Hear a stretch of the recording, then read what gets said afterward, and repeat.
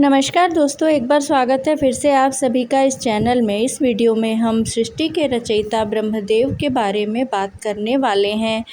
ब्रह्मा जी हिंदू धर्म में एक प्रमुख देवता हैं। ये हिंदुओं के 3 प्रमुख देवों ब्रह्मा विष्णु महेश में से एक हैं। ब्रह्मा को सृष्टि का रचयिता कहा जाता है।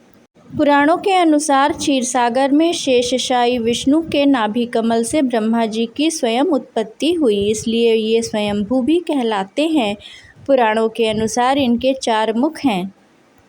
इनकी पत्नी का नाम सावित्री और इनकी पुत्री सरस्वती है। इनका वाहन हंस है।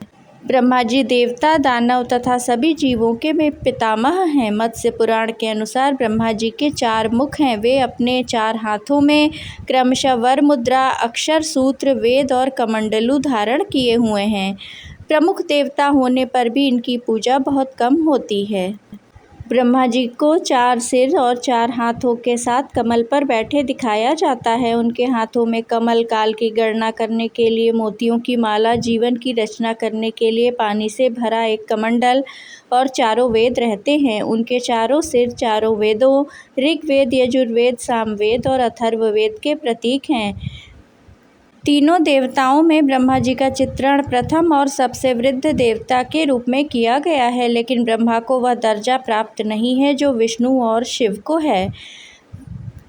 ब्रह्मा जी की उत्पत्ति जल में उत्पन्न कमल पर हुई। उन्होंने कमल के डंठल के अंदर उतरकर उसका मूल जानने का प्रयास किया, लेकिन नहीं जान पाए। तब वह पुनः कमल पर विराजमान होकर सोचने लगे, मैं कहाँ से और कैसे उत्पन्न हुआ। तभी एक शब्द सुनाई दिया, तपस तपस। तब ब्रह्मा जी ने 100 वर्षों तक वहीं आंख बंद कर तपस्या की। फिर ब्रह्मा जी को भगवान विष्णु की प्रेरणा से सृष्टि रचना का आदेश मिला। उन्होंने तब सर्वप्रथम 4 पुत्रों की उत्पत्ति की, सनक, सनंदन, सनातन और सनत कुमार। ये चारों भी सृष्टि रचना छोड़कर तपस्या में लीन हो गए। उनके मुख से पुत्री वाग्देवी की उत्पत्ति हुई। फिर ब्रह्मा ने अपने शरीर के 2 अंश किए। एक अंश से पुरुष रूप मनु और दूसरे से स्त्री रूप शत्रुपा का जन्म हुआ। मनु और शत्रुपा की संतानों को रहने के लिए श्रीहरि ने वाराह रूप धारण कर धरती का उद्धार किया। ब्रह्मा जी सृष्टि के रचयिता हैं, फिर भी इनकी पूजा कहीं नहीं की जाती।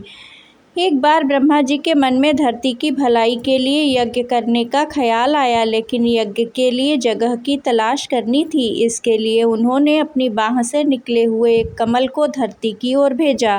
कहते हैं जिस स्थान पर वह कमल गिरा वहाँ ही ब्रह्मा जी का एक मंदिर बनाया गया है। यह स्थान है राजस्थान का पुष्कर शहर, जहाँ उस पुष्प का एक अंश गिरने से तालाब का निर्माण भी हुआ था। पौराणिक कथा के अनुसार ब्रह्मा जी यज्ञ करने के लिए पुष्कर पहुँचे, लेकिन उनकी पत्नी सावित्री ठीक समय पर यज्ञ में नहीं पहुँची। पूजा का शुभ मुहूर्त ने बीतता जा रहा था। सभी देवी देवता यज्ञ स्थल पर पहुँच गए थे, लेकिन सावित्री का कुछ पता नहीं था।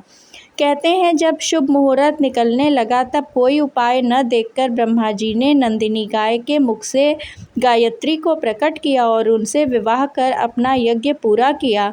कुछ समय बाद सावित्री यज्ञ स्थल पर पहुंची तो वहां ब्रह्मा जी के बगल में किसी और स्त्री को बैठे देख वो क्रोधित हो गईं।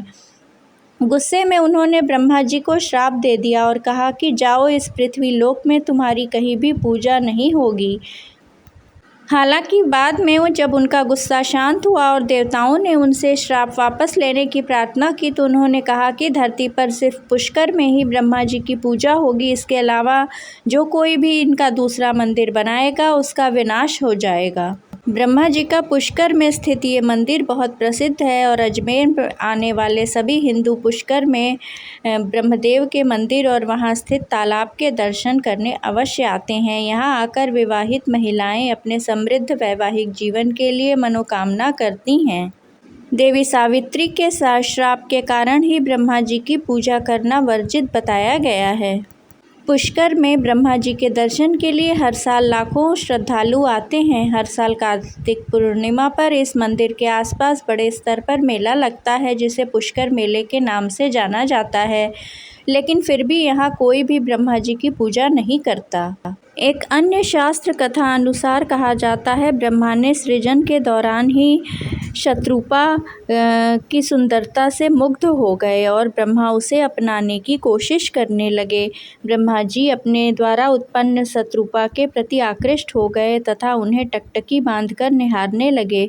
शत्रुपा ने ब्रह्मा की दृष्टि से बचने की हर कोशिश की किंतु असफल रही। कहा तो ये भी जाता है कि शत्रुपा ने हजारों जानवरों के बदल जाने की शक्ति थी और उन्होंने ब्रह्मा जी से बचने के लिए ऐसा किया भी, लेकिन ब्रह्मा जी ने उन्हें फिर भी परेशान करना नहीं छोड़ा। इसके अलावा ब्रह्मा जी की नज़र से बचने के लिए शत्रुपा ऊपर की ओर देखने लगी तो ब्रह्मा जी ने अपना एक सिर ऊपर की ओर विकसित कर दिया, जिससे शत्रुपा की हर कोशिश नाकाम हो गई। भगवान शिव ब्रह्मा जी की इस हरकत को देख रहे थे। शिव जी की दृष्टि में शत्रुपा ब्रह्मा की पुत्री के जैसे थीं, इसलिए उन्हें यह घोर पाप लगा। इससे क्रुद्ध होकर शिव जी ने ब्रह्मा का सिर काट डाला ताकि शत्रुपा को ब्रह्मा जी की कुदृष्टि से बचाया जा सके। शास्त्र अनुसार भगवान शिव ने इसके अतिरिक्त भी ब्रह्मा जी को शाप के रूप में दंड दिया। इस शाप के अनुसार त्रिदेवों में शामिल ब्रह्मा जी की पूजा उपासना नहीं होगी। कहते हैं एक बार की बात है, ब्रह्मा और विष्णु जी में यह विवाद होने लगा कि त्रिदेवों में कौन श्रेष्ठ है। इस अंतर को समझने के लिए उन्होंने भगवान शिव की मदद मांगी। शिवलिंग को शिव का प्रतीक माना जाता है। शिवजी ने एक विशालकाय शिवलिंग का रूप लिया और उन दोनों को चुनौती दी कि जो भी इस शिवलिंग के किसी छोर तक पहुंच जाएगा उसी का वर्चस्व सबसे बड़ा होगा। यह सुनते ही ब्रह्मा ने एक हंस का आकार ले लिया और वर्चस्व साबित करने के लिए शिवलिंग के ऊपर की ओर उड़ान भरने लगे। वहीं विष्णु जी ने सूअर के रूप में वेश बदलकर शिवलिंग के नीचे के क्षेत्र में उतरे। जैसे ही कुछ दूर तक विष्णु जी ने यात्रा तय की, उन्हें एहसास हो गया और वे वापस लौट आए और उन्होंने भगवान शिव को सर्वोच्च रूप में स्वीकार किया। वहीं ब्रह्मा ने रास्ते में ऊपर की तरफ बढ़ते समय केतकी फूल से मुलाकात की और केतकी को यह बोलने के लिए मनाया कि वे शिव को आकर बताएं कि ब्रह्मा जी ने शिवलिंग के सबसे ऊपरी छोर को पा लिया है।